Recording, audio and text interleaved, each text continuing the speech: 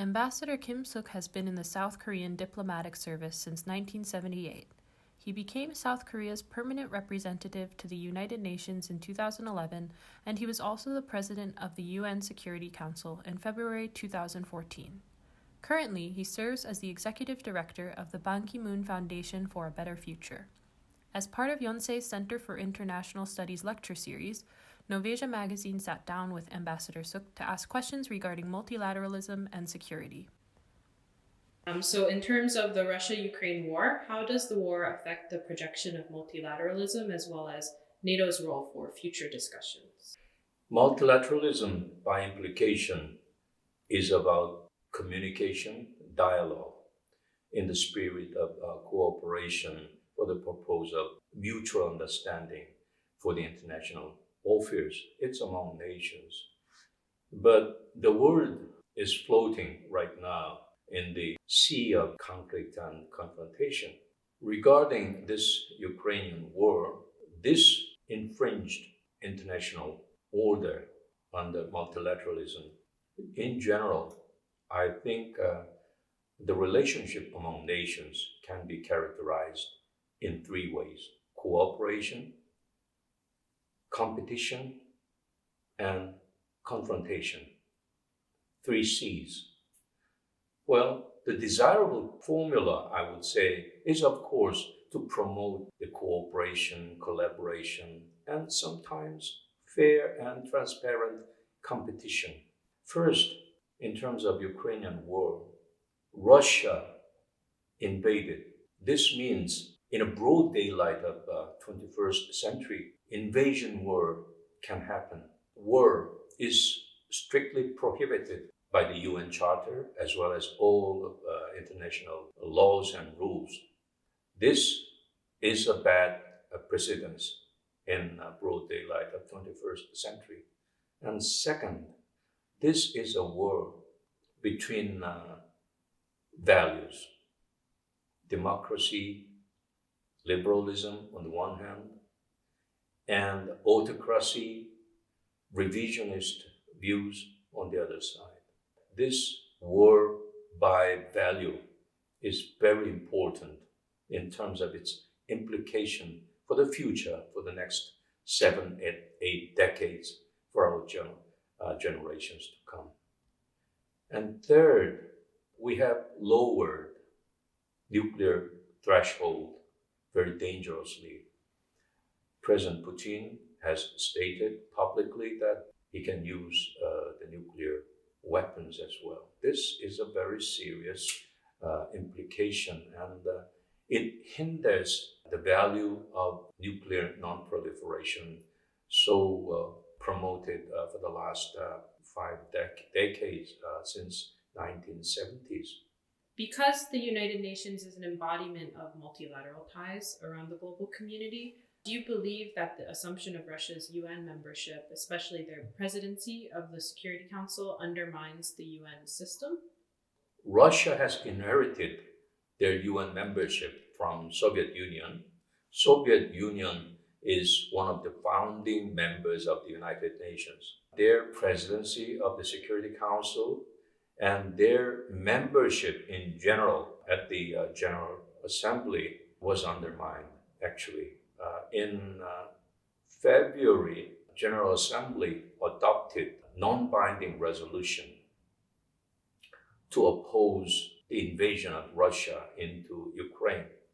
And only last week, Russia lost elections to 3 UN bodies: Commission on the Status of Women, the UNICEF, and the last one is Commission on the Crime Prevention and Criminal Justice.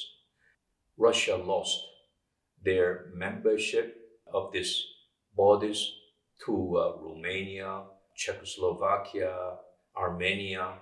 This is a sign that opposition to Russian position on invasion of Ukraine is strong. But UN also was affected by Russian activity, especially in the Security Council.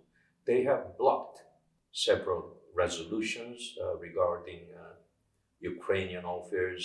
So the vetoes are being abused right now. So UN is under siege. This is one area of concern for the future of promoting multilateralism. What are Korea's prospects or projections for its role in multilateral ties with the global community in retrospect of China's recent international activities, stretching not only in Asia but also on the global field?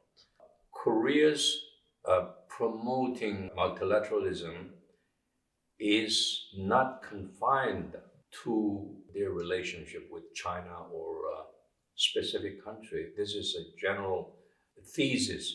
President Yoon Suk-yeol pronounced last year that this administration is for the so-called global pivotal state, GPS.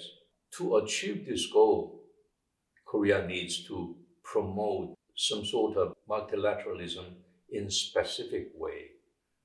The goal is welcomed by many, including the international organizations and many countries. But as you know, all the devils are in details. This administration, unlike the previous one, has stressed the importance of expanding Korea's role in the international arena. So this year, the government will increase the budget for ODA by more than 18%. And the second one is we need to get together so-called like-minded countries in terms of value sharing of liberal democracy, rule of law, market economy, and also the promotion of human rights. Especially these days, human rights situation in every corner of the world is being stressed, including North Korea.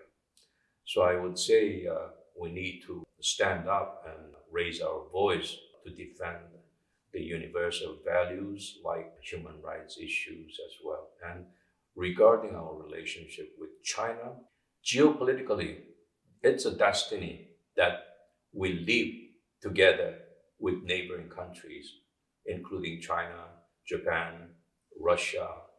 Even though we have some thorny issues currently with China, I think one of the Asian wisdom is to promote commonality while acknowledging the difference.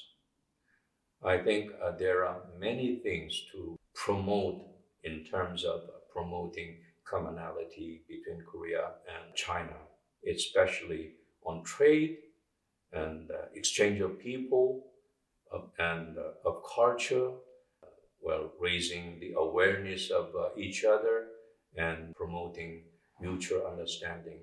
I think China and Korea is one important relationship, but at the same time, it shall be based on Korea's only alliance system, which is with the United States, keeping fine balance between alliance and our practical importance on China. That is very important. That does not necessarily mean that you sit on the fence. If you sit on the fence, then you will lose both sides. You have food firm on the ground on one side, and at the same time, you do not lose the sight of the other aspect as well. This is my